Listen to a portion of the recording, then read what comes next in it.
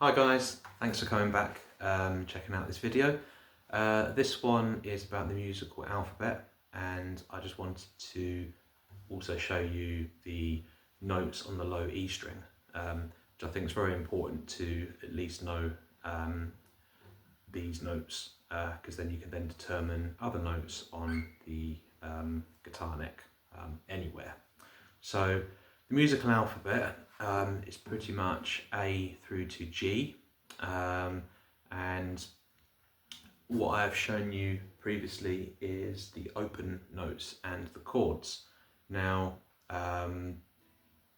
what you have on the low E string is the open E, and then the first fret of the E is going to be an F, and then going up to the G, you're not going to be the second fret, it's going to be the third. And then going up to the A is the fifth fret, but you've got the first dot, you can see, which is, as I've mentioned previously, is an indicator as to where you are on the fretboard.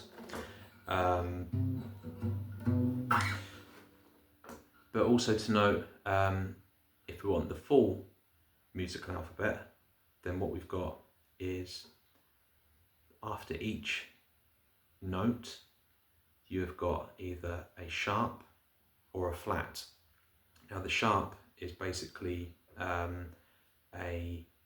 sort of like a semitone higher, and the flat is lower.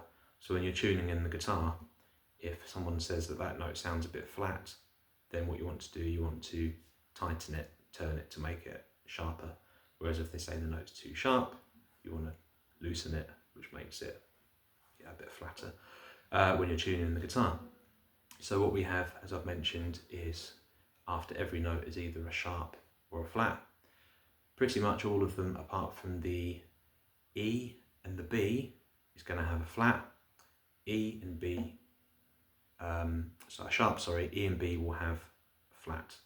So if that's a bit too much, and if it doesn't make any sense at all, then that's okay. Please bear with me. I'm hoping it will sort of make a little bit of sense. So like I said, it's useful to know, just focus on the low E string, the sixth string, so the Eddie string. And then what we've got is, if I just move a little bit closer so you can see the guitar neck. So we've got the open E, and then we go to the first fret, which is F. And the next one's going to be F sharp. And then we've got G.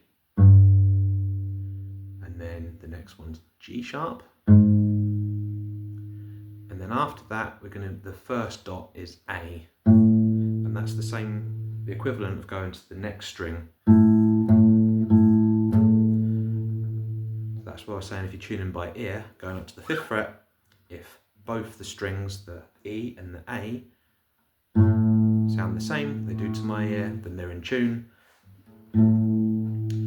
then that's a good thing. But it's the same as going from like fifth fret, just going to the next string, A. So like I mentioned, fifth fret on the E is A, and then the next one, 6, is going to be A sharp, and then we've got B, and then there is no B sharp, as I mentioned, so it's going to be going to the C, and then the next fret is going to be the C sharp, D,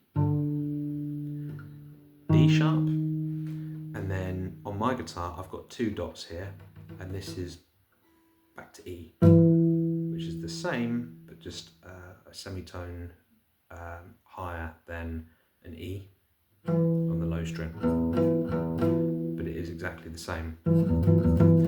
So I think that's very useful to know. And another tip as well, if it helps, on your guitar neck you can cut out little bits of sort of sticky paper, write on them first, and then stick them beneath each fret to indicate, to sort of help for it to sort of sink into your memory. So yeah, little bits of like masking tape, it'd be really, really useful.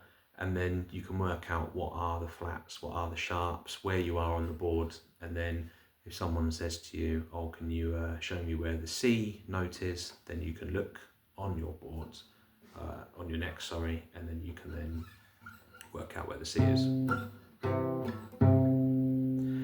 I think it's quite a useful sort of tip, and hopefully it will help.